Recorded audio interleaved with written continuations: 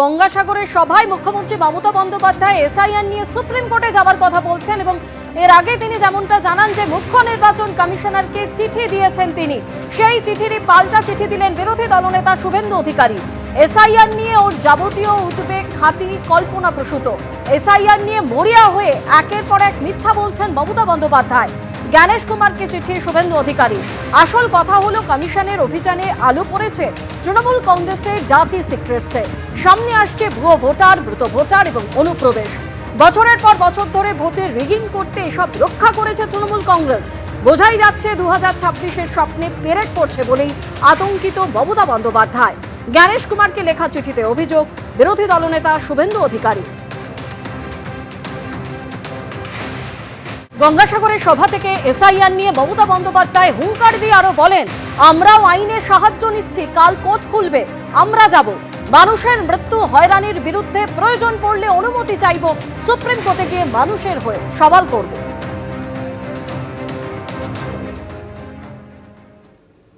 এই লড়াই বাঁচার লড়াই, এই লড়াই বাঁচতে হবে।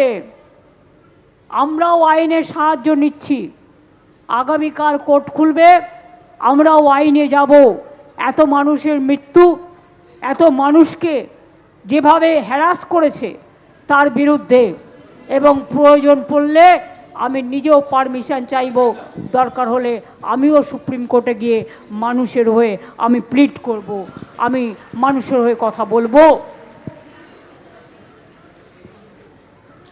আমি নট অ্যাজ এ লয়ার যাব, আমি লয়ার আছি, আমি নট অ্যাজ এ লয়ার যাব, আমি একজন সাধারণ নাগরিক হিসেবে আমি তো আমার কথা বলতেই পারি। আমি আমার কথা বলার পারমিশন নেব এবং চোখে আঙুল দিয়ে দেখাবার চেষ্টা করব গ্রাসরুটে কি চলছে। অভিষেক বন্দ্যোপাধ্যায় বারুইপুরের সভায় যে তিনজনকে হাঁটিয়েছিলেন, তাই সেই তিনজন কমিশনের খাতায় মৃত, অর্থাৎ কিন্তু তারা এমনিতে জীবিত। এবং এখান থেকেই অভিষেক বন্দ্যোপাধ্যায় প্রশ্ন তুলেছিলেন, জীবিত হয়েও কিভাবে কমিশনের খাতায় মৃত। আর এবার কমিশনের তরফে কি রিপোর্ট জমা পড়েছে, কি বলছে কমিশন, আরো একবার আমরা এই বিষয়ে জানবো আমাদের প্রতিনিধি রুমা পালের কাছ থেকে। রুমা, দেখো, অভিষেক বন্দ্যোপাধ্যায়ের অভিযোগ আসার পরপরই কিন্তু একদম রিপোর্ট চাওয়া হয়। সেক্ষেত্রে কমিশন জানিয়েছিল যে ভুল ভ্রান্তি হতে পারে, সেক্ষেত্রে অবশ্যই পুরো বিষয়টা খতিয়ে দেখতে হবে। এখন সেই রিপোর্ট এসে জমা পড়েছে, ইআরও রিপোর্ট এসে জমা পড়েছে, যেখানে বিএলও বলছে যে অনিচ্ছাকৃত ভুল হয়েছে 2 ভোটারের ক্ষেত্রে। এবং যখন তার নজরে এসেছে যে একদম ওয়েবসাইটে সেখানে মৃত বলে তাদের রয়েছে, তাদেরকে কিন্তু ফর্ম 6 দেওয়া হয়েছে, অর্থাৎ নতুন করে যাতে তারা ভোটার হিসেবে অ্যাপ্লাই করতে পারে।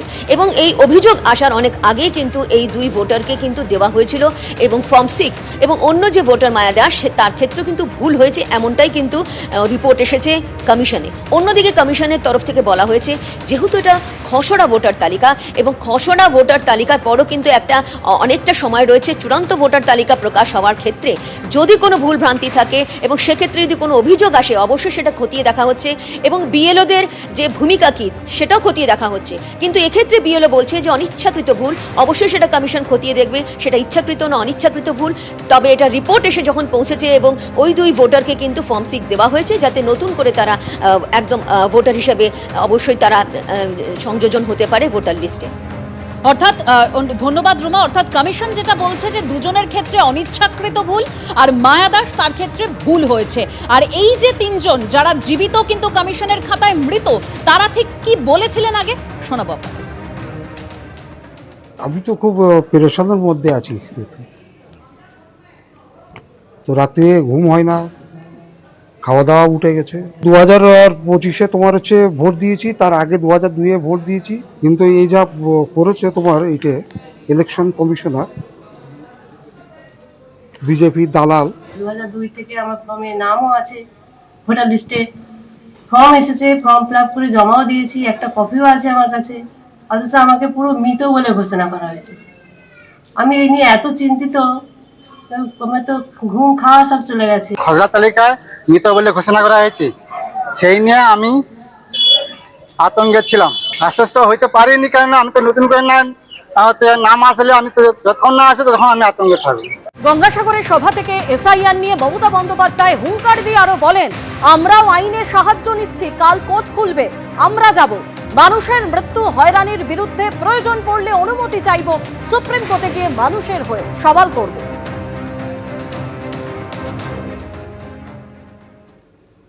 এ লড়াই বাঁচার লড়াই, এই লড়াই বাঁচতে হবে। আমরাও আইনের সাহায্য নিচ্ছি। আগামীকাল কোর্ট খুলবে, আমরাও আইনে যাব। এত মানুষের মৃত্যু, এত মানুষকে যেভাবে হ্যারাস করেছে তার বিরুদ্ধে, এবং প্রয়োজন পড়লে আমি নিজেও পারমিশন চাইব, দরকার হলে আমিও সুপ্রিম কোর্টে গিয়ে মানুষের হয়ে আমি প্লিড করব, আমি মানুষের হয়ে কথা বলবো।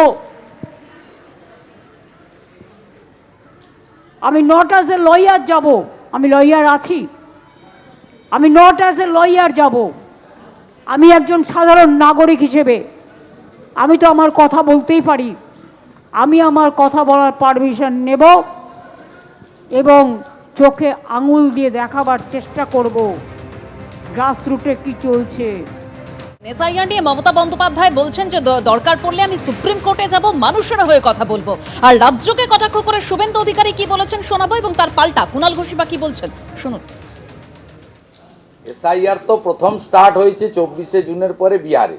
দেশে এসআইআর চালু হয়েছে 24শে জুন, ফেজ ওয়াইজ হচ্ছে। ফার্স্ট হয়ে গেছে বিহারে। বিহারে এরাই বলেছিল এই ভোটার লিস্টে লড়বো না, তারাই তো লড়েছেন, গোহারান হেরেছেন, তারপর তো মুখ বন্ধ। সুপ্রিম কোর্টে শুধু বিহারের আরজেডি নেতারা যাননি, আপনি মহুয়া মৈত্র মাননীয় সাংসদকেও পাঠিয়েছিলেন। আপনার সরকার, পশ্চিমবঙ্গ সরকার অযাচিতভাবে পার্টি হয়েছিল। সুপ্রিম কোর্টও তো আপনাদের কথা শোনেননি। আপনি নয় ইলেকশন কমিশনকে বিজেপির দালাল বলবেন, বিজেপির পশ্চিমবঙ্গের নেতাদের বলবেন দিল্লির বাবুদের কথাই চলে, সে বলতে আপনি পারেন। তো মমতা ব্যানার্জির উচিত যে তিনি যে কথাগুলো গরম করছেন বাজারে, এই তথ্য নিয়ে সুপ্রিম কোর্টে চলে যাও। আর অবজারভারদের উপরে ওই জেলা পরিষদের মহিলাদের নামিয়ে দিয়ে হামলাবাজি বন্ধ করুন, অফিসারদেরকে ধমক চমক বন্ধ করুন। সুপ্রিম কোর্টে আগেও গেছিলেন, এখনও যাওয়ার সুযোগ আছে, যান আপনি। আমরা বলছি যে পদ্ধতিতে হয়েছে তাতে জেনুইন ভোটাররা তারা হয়রান হচ্ছেন। তো তৃণমূলের প্রতিবাদের চোটেই তো কমিশনকে শেষ পর্যন্ত বলতে হলো না বয়স্কদেরটায় বাড়ি গিয়ে করা হবে, তাদেরকে তো ডেকে পাঠানো হচ্ছিল। তখন শুভেন্দু অধিকারীকে তো খুঁজে পাওয়া যায়নি। তৃণমূলের নেতারা বারবার ডেপুটেশন দিয়েছেন, হচ্ছে কি? বৃদ্ধাদের ডেকে পাঠানো হচ্ছে, অসুস্থদের ডেকে পাঠানো হচ্ছে, যান বাড়িতে গিয়ে করুন, অথবা ভার্চুয়ালি হিয়ারিং করুন। তৃণমূলের চাপে ওটা থেমেছে। তো সুতরাং যেখানে যে পদ্ধতিতে, যে ফোরামে, যেটা ইলেকশন কমিশনকে বলে হবে কমিশনকে, যেটা সুপ্রিম কোর্টে যাওয়ার দরকার হবে সুপ্রিম কোর্টে যাওয়ার। অভিষেক ব্যানার্জি তো র্যাম্পে হাঁটিয়ে দেখিয়ে দিলেন 3 জন মৃত ভোটার, তাদের নাকি মৃত তালিকায় ফেলে দেওয়া হয়েছে, হাঁটছে, মৃত ভোটার হাঁটছে। এবিপি আনন্দ, এগিয়ে থাকে, এগিয়ে রাখে।